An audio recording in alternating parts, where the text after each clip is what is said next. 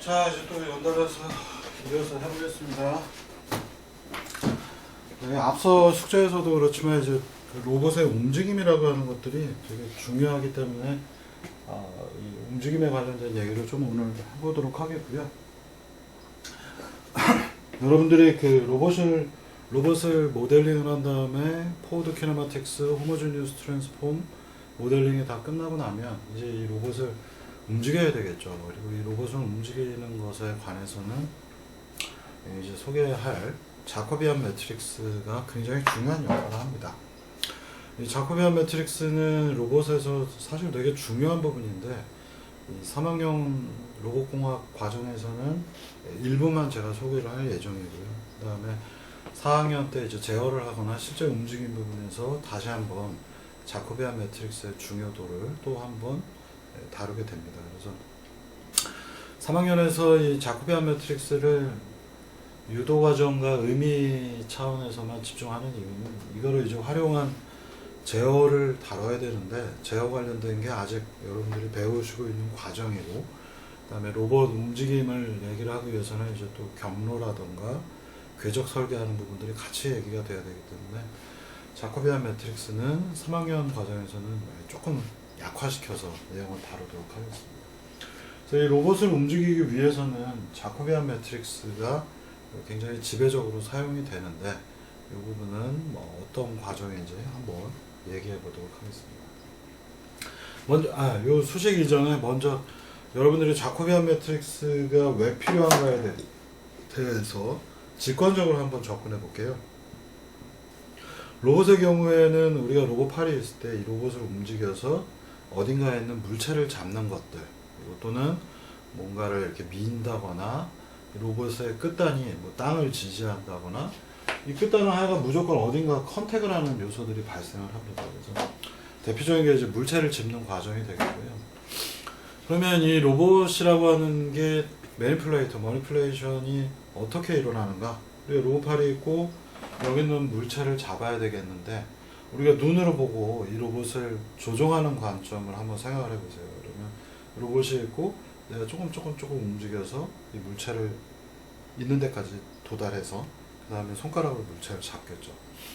그러면 이 로봇 팔이 있고 로봇 팔이 어딘가에 공간상에 있는 위치로 이렇게 이동을 해야 되는 것인데, 여러분들이 조금만 더 생각해 보면 그래픽 모델을 가지시고 확인해 보시면 이렇게 생긴 녀석이 여기까지 갔으면 좋겠다 라고 했을 때 어떤 관절을 움직이는 게 좋을까요? 여기서 여기까지 가려면 요만큼 각각의 회전하는 관절들을 움직여서 여기까지 가야 되죠. 사실 이제 우리가 손을 가지고 물체를 잡는다라는 과정은 우리는 팔을 어릴 때부터 학습이 많이 되어 있기 때문에 이 팔을 어떻게 조작하면 어디에 도착한다, 제가 눈을 감고도 제 콧구멍을 찌를 수 있는 것처럼 이 위치라고 하는 거, 우리 공간 주변에 있는, 우리 몸 주변에 있는 위치에 대해서 저는 눈으로 보지 않더라도 제 귓구멍을 정확하게 찌를 수 있죠. 우리는 우리 몸에 관련된 위치들을 되게 정확하게 아는 편입니다. 그런데 거기까지 접근을 하기 위해서는 제가 입에 손이 가기 위해서는 맨날 먹기 때문에 손이 입에 오는 거 굉장히 좋죠. 물론 이제 코로나 때문에 손에 입을 대면 안 되겠습니다만, 근데 이렇게 되기 위해서는 요 위치에서 요 위치로 가기 위해서는 어떤 관절을 움직여야 된다는 걸 우리는 너무 잘 알고 있는데, 로봇의 입장에서는 여러분들이 그 스카라나 푸마 타입 전 시간에 얘기했던 그 파이썬 예제를 가지고 몇 도를 넣으면 이 팔이 옆으로 갈 수 있을까, 몇 도를 넣으면 팔이 이쪽으로 갈 수 있을까 라고 하는 것에 대해서 굉장히 낯설 겁니다. 그래서 FK 포워드 키네마틱스라는 명령을 써서 무언가 몇 도 현재 이렇게 팔이 생겨 있는데 비현실적이네요. 10도 20도라는 값을 넣어서 팔이 이렇게 되어 있는데 얘가 요만큼만 이동을 하고 싶으면 어느 팔이 이렇게 움직여서 이 각도가 얼마만큼 움직였는지를 판단해야 되는데, 그런 부분들을 도대체 어떻게 하면 할 수 있을까 라고 하는 부분들이 자코비안 매트릭스에 포함이 되어 있습니다. 그래서 실제로 직교좌표계 위에서의 움직임을 회전하고 있는 축들의 조합을 토대로 해서 어느 회전을 하면 이 팔이 끝단이 이렇게 움직이더라 라고 하는 정보를 우리가 알고 있고, 그게 우리 인간들이 어릴 때부터 자기 팔을 가지고 학습한 결과이지만 실제로 산업용 로봇 8의 경우에 또는 로봇 8의 경우에 몇 도를 움직여야 공간상에서 이만큼 움직일지를 우리는 학습 결과물이 없기 때문에 되게 낯선 겁니다. 그래서 이 공업용 그 산업용 엑스카베이터 포크레인 같은 경우에 조종사는 관절을 움직이죠. 그래서 이걸 움직이면 관절이 이렇게 또는 이게 움직이는데 그 관절들 사이에 각도들의 변화가 현재 내가 이 팔을 원하는 대로 마음대로 움직일 수 있는 결과물. 그게 그 사람은 포크레인 조종사 분들의 경우에는 머릿속에 학습이 되어 있기 때문에 그 정보를 이용하는 것이고 그 정보를 어떻게 하면 공학적으로 뽑을까라고 하는 부분이 바로 오늘 소개할 자코비안 매트릭스가 되겠습니다. 그래서 사실상 로봇공학에서 자코비안 매트릭스의 중요도는 굉장히 높아서요. 실제로 한동안 한 10년 가까이 나왔던 뭐 논문들 같은 경우에 보면 자코비안 매트릭스를 이용한 기법들이 거의 대부분입니다. 그래서 이 자코비안 매트릭스가 한때 굉장히 유행을 했고 지금도 물론 이제 이 자코비안 매트릭스를 어떻게 학습할 것인가라는 부분들은 우리가 조금 더 생각해 볼 만하겠죠.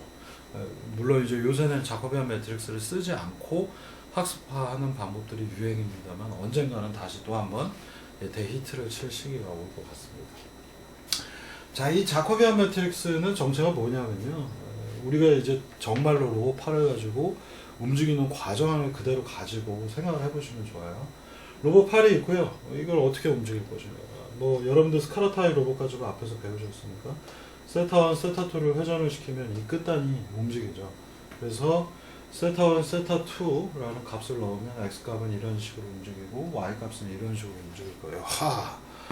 세타1, 세타2를 움직여서 내가 xy의 움직임을 만들어내는데 지금 보시는 것처럼 사인, 코사인이 가득 들어있고 각도가 심지어 더해지고 여기는 또 그냥 세타1, 세타1이 그대로 사인, 코사인을 통과하고 있기 때문에 굉장히 비직관적이죠. 그래서 우리 여러분들은 자기 팔이니까 이미 학습화가 다 끝나서 잘 움직입니다만 이렇게 새로운 팔이 있게 되면 세타1, 2를 바꿔서 내가 원하는 XY를 원하는 대로 움직인다는 것이 수월하지 않다라는 것들을 여러분들이 아실 겁니다. 자, 이 과정, 이게 이제 포워드 키네마틱스이고 이걸 우리가 정리해서 쭉 써놓으면 X는 Y는 있는데 얘네 두 개는 직교좌표계, 여러분들이 잘 알고 있는 이 공간이죠. X축, Y축, Z축. 이 공간 안에 벡터이기 때문에 제가 대문자로 X는 이렇게 써놨고요.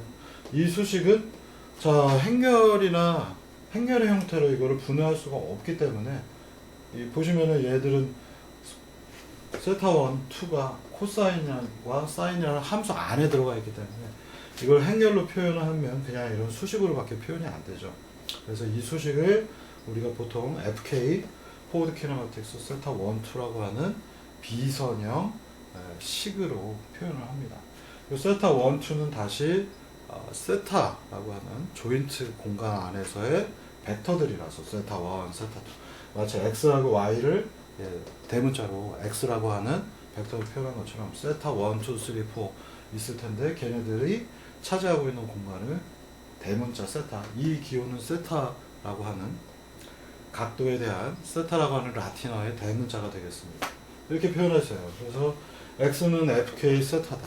이렇게 우리가 수식으로 표현해낼 수가 있겠습니다. 자, 그러면 이제 왜 이 수식이 제가 자꾸 얘기를 하냐면요. x는 fk 세타다. 여기